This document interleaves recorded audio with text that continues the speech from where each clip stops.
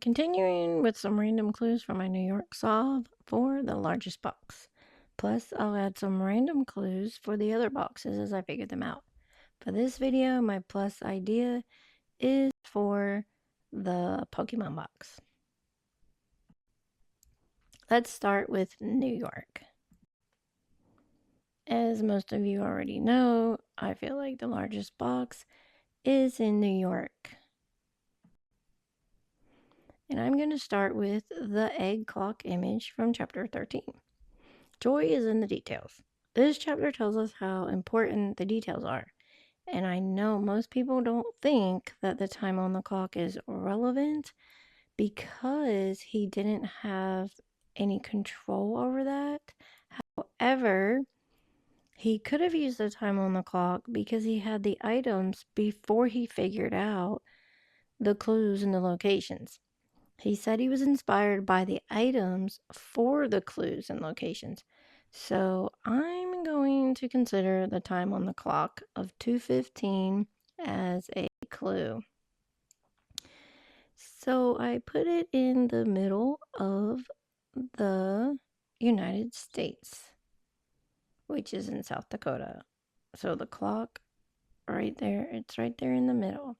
And then I took the arms of the time of 2:15 and extended them. Right, so it does take me to New York near the Lake Placid area.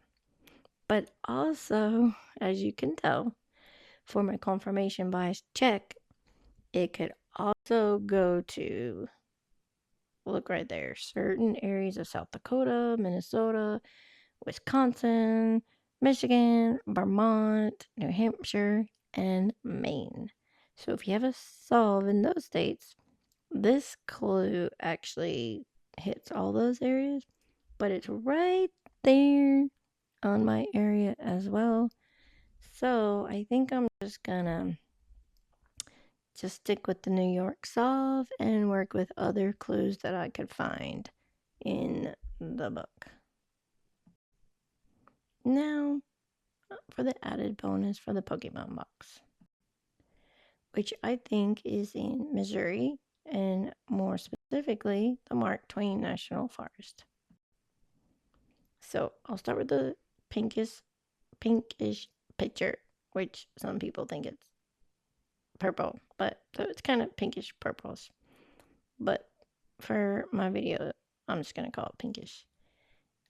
It could represent several different areas on different trails in the Mark Twain Forest, and some places I had been that were similar are just some of those places. And that trail right there actually has a pink rocks. So anyway, this picture can go with a lot of different areas on a lot of different trails in the Mark Twain Forest. Also, raccoons are very popular in the Mark Twain National Forest, as they are probably in other areas, but they're definitely popular in this area. And in the book, he says, "Those are raccoons." And I saw a mother raccoon and her two offspring peering at me from about 7 feet up a large oak tree, which this can also represent many different areas, but it definitely represents the Mark Twain trails. And this is a place that I went to, and there's a couple of different trails that just have this place that opens up in there, like the forest opened up. But like I said, there's just so many of these examples. This could go with a lot of different trails, but a lot of the trails in the Mark Twain National Forest have a lot of these sayings that are in the book, like the path was increasingly hemmed in. That's where I actually saw a turtle and stopped right before I stepped on him. Thank goodness, because that was the cutest turtle. But that was so hemmed in that, like, exactly in the book, I almost got lost in that area. I actually got off trail and got back on trail. And then, not far from a place where locals turn up from time to time, a lot of trails in the Mark Twain National Forest have swimming areas where locals go to cool off in the summer months. And I know some people think that could either mean like a campground or a swimming hole or things like that. So a lot of trails have actually both of those in the forest. I sat on a rock in the middle of it all. There are several trails also that have big rocks to sit on in the middle of them. So pretty much this could represent several trails in the Mark Twain National Forest. And I've been boots on the ground a couple of times, and I'm still researching that area. And hopefully I can narrow it down to go down a couple of different trails next time, because I definitely want to go back to the Mark Twain National Forest. And if you look at it on the map, it is a big area. But I definitely feel like the Pokemon box could be in the southern part of Missouri.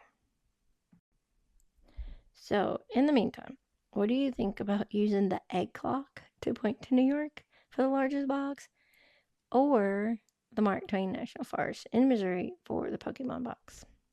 Thanks for watching.